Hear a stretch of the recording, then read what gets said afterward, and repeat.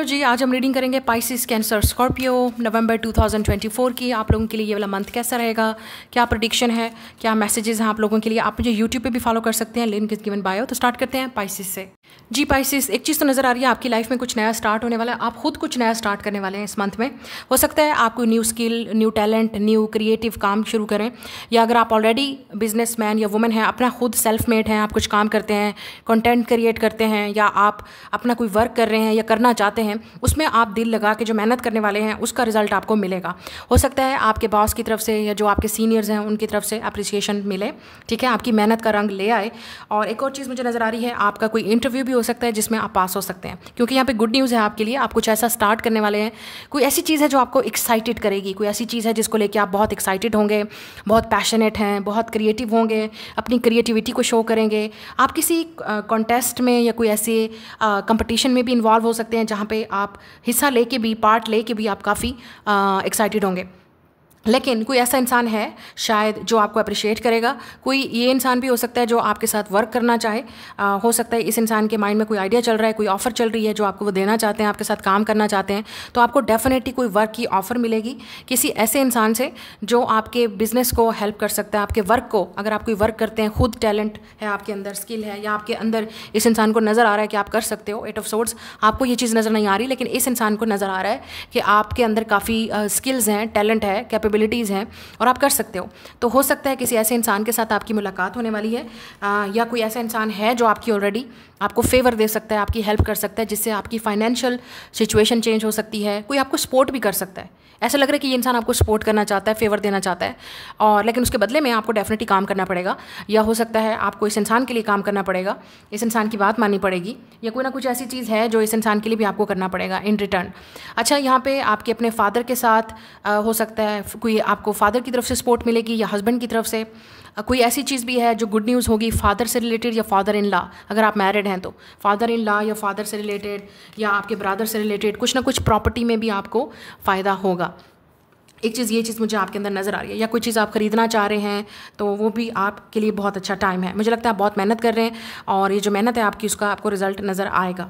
एक और चीज़ नज़र आ रही है आप लोगों के लिए कि आपने जो भी काम करना है या जो भी डिसीजन लेना है, आप अपनी चॉइस के मुताबिक करेंगे। अगर आप किसी और की सुनेंगे, लेट्स से कोई और आपकी लाइफ में इंटरफेयर करेगा, कोई और आपको बताएगा ये कर लो, ये काम कर लो, इस प्रोफेशन में चले जाओ, यहाँ पढ़ लो, ये जॉब कर लो, नहीं, किसी की नहीं सुननी। आपने ये देखना है कि आपके लिए बेस्ट क्या है, आपका टैलेंट कहाँ पे है, आप अपने आप को कहाँ पे शो कर सकते हो, एक्सप्रेस कर सकते हो।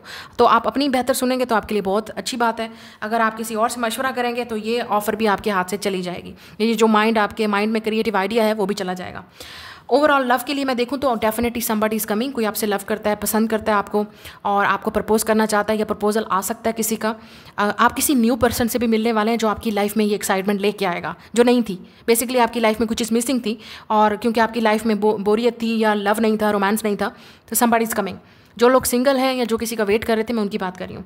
तो आपकी लाइफ मूव ऑन होने वाली है। आप कहीं ट्रैवल भी करेंगे, कोई आपसे मिलना भी चाहता है। हो सकता है इस इंसान से आप ट्रैवलिंग के थ्रू मिलेंगे, या ये कोई बिजनेस मीटिंग है या लव मीटिंग भी है, कोई आपसे मिलना चाहता है।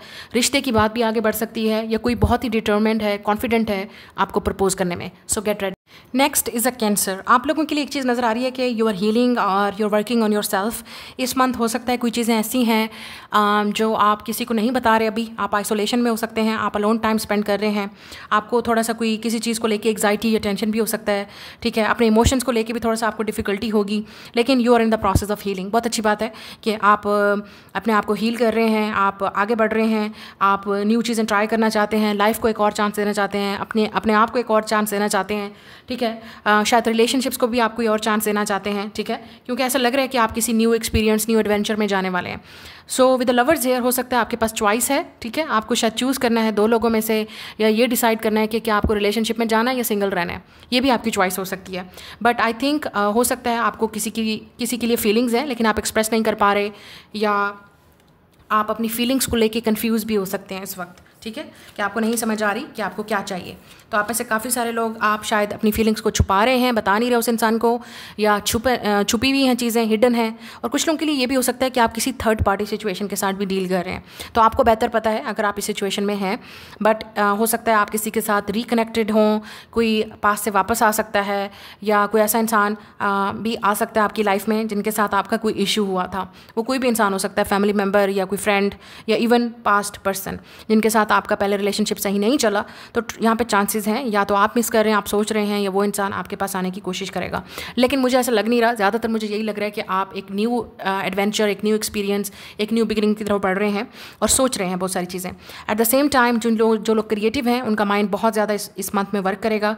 आप किसी के साथ पार्टनरशिप में आ सकते हैं या सोचेंगे, ठीक है, या आप सोलो काम करना चाहते हैं, अलोन करना चाहते हैं, ये भी आप सोचेंगे। तो अगर आप पहले किसी के साथ पार्टनरशिप में थे, काम कर रहे थे किसी और के साथ, अब शायद आप अपने रास्ते पे काम करना चाह रहे हैं, ठीक है, आप अलोन काम करना चाह रहे हैं, आप किसी पे आपको लगता है कि यू कैन डू इट, या सोच रहे हैं, अभी किया नहीं है लेकिन सोच रहे हैं।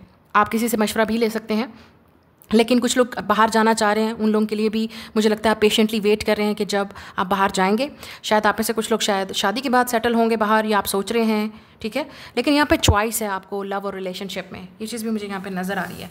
आप किसी के साथ इमोशनली कनेक्टेड भी हैं जिससे मूव ऑन होने में आपको थोड़ा सा टाइम लग रहा है। ओवरऑल अगर देखा जाए तो इस मंथ में हो सकता है कुछ थोड़ी सी मेंटल, मैंने जैसे कहा, इमोशनल या मेंटल स्ट्रगल रहेगी। किसी के साथ आपका डिसएग्रीमेंट भी हो सकता है। अगर आप रिलेशनशिप में हैं या मैरिड हैं, हस्बैंड वाइफ में लड़ाई हो सकती है और बाद में ठीक भी हो जाएगी। या कोई डिसएग्रीमेंट है, कोई गॉसिप्स है, कोई रूमर्स हैं, कोई कन्फ्यूजन है, वो भी ये क्रिएट कर सकती है।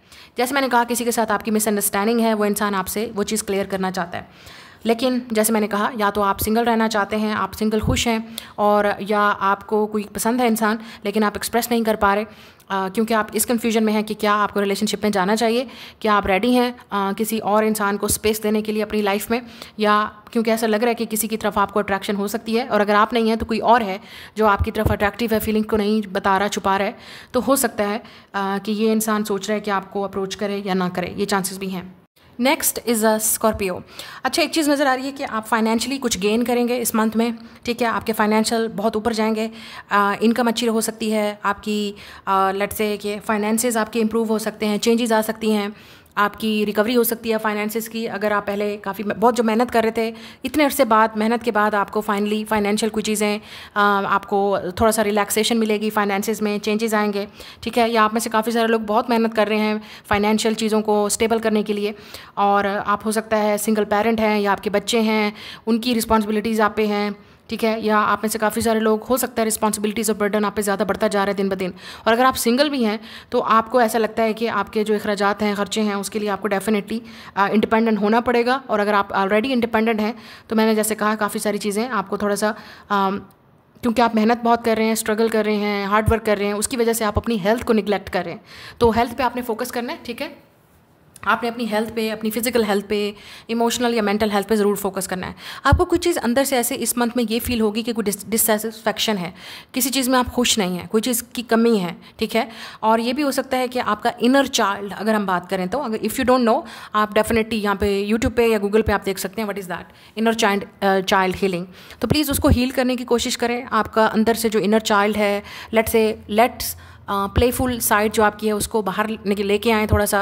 आप काफ़ी बर्डन फील कर रहे हैं, प्रेशर फील कर रहे हैं, आपको लगता है कि आप अपनी एज से पहले ही ग्रो अप हो गए हैं, या बड़े हो रहे हैं, या हो गए हैं, और टाइम नहीं मिलना खेलने का, टाइम नहीं मिला फ़न करने का, या टाइम नहीं मिल रहा आपको। तो थोड़ा सा हील करें अपने आप को और फ़न की तरफ भी जाएं, क्योंकि आपकी लाइफ बहुत ज़्यादा, आप ज़्यादातर फाइनेंसेस, वर्क और बर्डन, रिस्पॉन्सिबिलिटीज़, इन चीज़ों पे ज़्यादा है।